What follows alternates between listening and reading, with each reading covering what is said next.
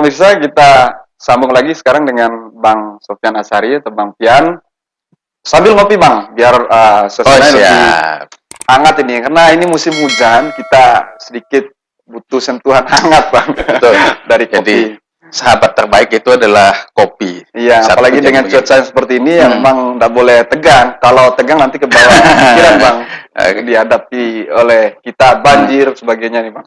Nah kita lanjut tadi Bang soal bagaimana potret media di Bima dengan tumbuh suburnya media, kemudian tadi yang Bang Pian sampaikan ketika menjelang musim kepemiluan, musim pilkada itu mulai justru makin menjamur. Hmm. Nah, saya ingin sedikit soal tadi soal sikap media. Apakah ini terkait juga dengan sumber daya di media yang tumbuh itu ketika dia memposisikan diri ya, dia masuk dalam politik praktis atau tidak. Nah ini tentu penting juga diketahui oleh publik sehingga publik juga bisa bersikap media mana dia yang harus dia jadikan referensi ketika pilkada dan pemilu itu. Iya, oke. Jadi ya seharusnya idealnya media itu kan memainkan peran dan fungsinya sebagai sumber informasi, sumber edukasi gitu kan, sebagai kontrol gitu kan. Ya, media misalkan di momen-momen politik, baik pemilu, pilkada, seharusnya itu kan bisa memberikan pencerahan kepada masyarakat. Nah, kalau kemudian dia partisan, kemudian dia juga menjadi bagian dari tim sukses di momen pilkada itu, maka saya yakin juga produk-produk yang dihasilkan beritanya pasti juga akan tendensius gitu kan. Nah, tentu bagi yang lain yang misalkan saya mungkin tidak akan tertarik untuk membaca itu. Pasti berita itu kan hanya disenangi oleh kelompok-kelompok atau para pendukung saja. Sementara orang yang mungkin juga tidak yang lain atau kemudian mereka yang disebut pemilih mengambang itu juga mungkin tidak tertarik dengan suguhan informasi yang terlalu misalkan hiperbola gitu kan. Ya sesuatu yang sesungguhnya tidak faktual gitu kan, menggambarkan tentang sosok yang kemudian secara berlebihan. Saya pikir juga masyarakat kita mulai kritis gitu kan, dan memang juga masyarakat itu harus kritis gitu kan.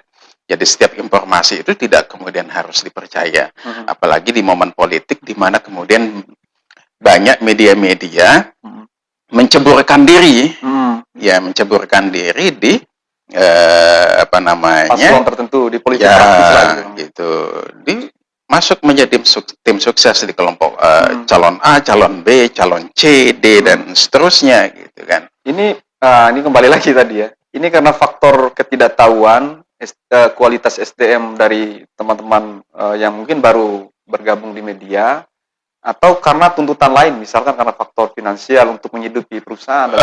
Ya tentu juga masing-masing punya alasan sendiri ya gitu kan.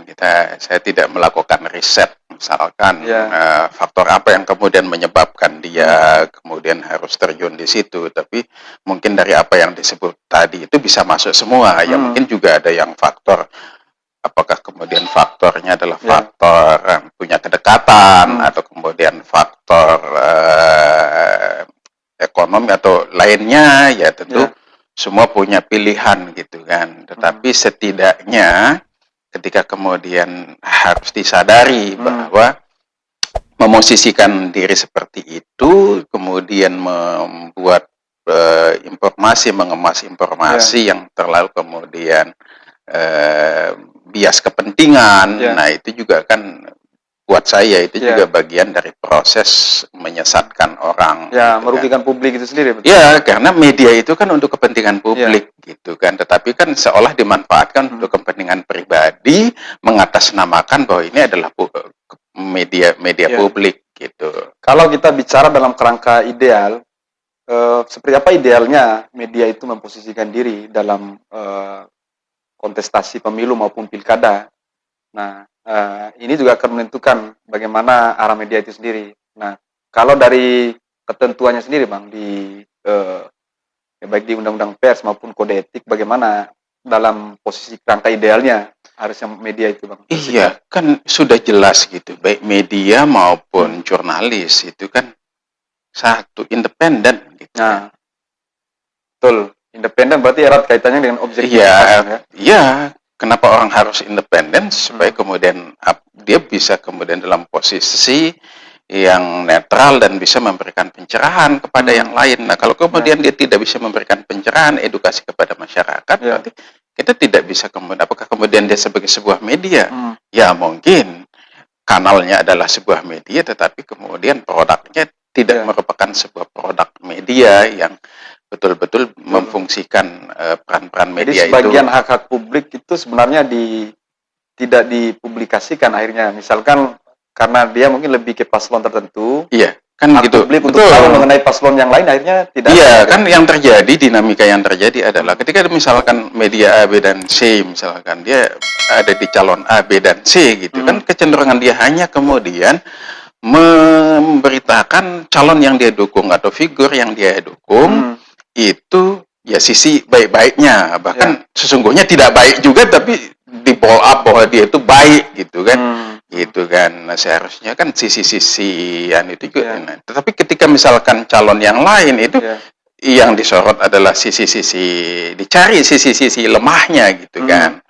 Ya, itu kan sebenarnya pekerjaan tim sukses, bukan pekerjaan media gitu. Itu pekerjaan tim sukses. Tapi seringkali saya dengar juga bahwa ada proses kerjasama juga yang terjalin antara media dengan paslon tertentu. Apakah betul dengan label atau casing kerjasama ini lantas hak publik untuk tahu tentang paslon yang lain diabaikan, atau peran dia dalam memberikan hak kepada pihak yang diajak kerjasama terlalu cenderung berlebihan gitu, Bang? Iya, silakan misalkan kalau misalkan dia ada kerjasama ya silakan, tapi kan dalam proporsi kerjasamanya gitu kan. Makanya yang saya sebut di awal tadi itu sah sebagai pendapatan media. Ya itu kan ada media, itu ada perusahaan. Ya, betul. Jadi kalau kita bicara media itu kan ada perusahaannya, ada redaksinya. Ruang redaksi inilah yang kemudian harus netral, sementara ruang kapitalnya itu adalah perusahaan. Jadi sesungguhnya idealnya yang yang urusan kerjasama dan lain itu adalah urusan perusahaan, bukan pada urusan redaksinya. Dan tentu juga ada batasan-batasan. Batasan-batasan itu adalah di mana ruang independensi redaksi itu tidak terganggu, kan idealnya seperti itu.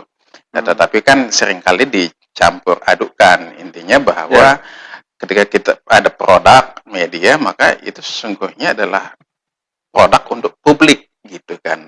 Berarti boleh dibilang secara sederhananya bahwa kita masih berkutat pada problem soal profesionalisme di Bima dalam hal bermedia, Bang. Iya, tidak hanya di Bima sih soal ini gitu kan, soal profesionalisme. Profesionalisme itu kan sampai hari ini menjadi sebuah tantangan kan gitu. Nah, tantangan beratnya memang adalah di momen politik, di momen pilkada gitu kan. Nah, disitulah independensi media, independensi jurnalis itu diuji.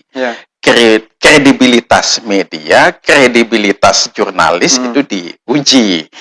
Ya kan, kalau misalkan kita lihat, kita jujur-jujur aja gitu kan, bahwa kan gini, ketika misalkan medianya sudah di situ dia membuat produk, dia kemudian istilahnya memframing figur yang dia dukung seperti seperti ini modelnya, kemudian juga bikin status di media sosial, justru ada memperlihatkan secara terbuka keberpihakan. Jadi ada semacam status ganda yang melekat di diri wartawan. Jadi jadi medianya sudah digiring ke sana begitu pun secara personal. Makanya pengalaman saya misalkan ketika pada pilkada yang lalu itu kan ditawarkan untuk menjadi tim sukses gitu. Oke, Anda seolah-olah bahwa saya akomodir, saya mau kerjasama dengan media Anda, tapi Anda menjadi tim sukses. Saya bilang, kalau Anda minta saya jadi media, saya jadi tim sukses, enggak.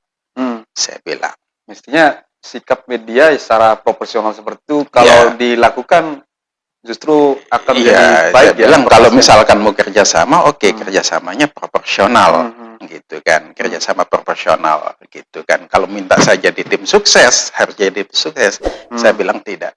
Baik, ini akan semakin menarik lagi, namun kita akan kembali lagi setelah pariwara yang berikut ini.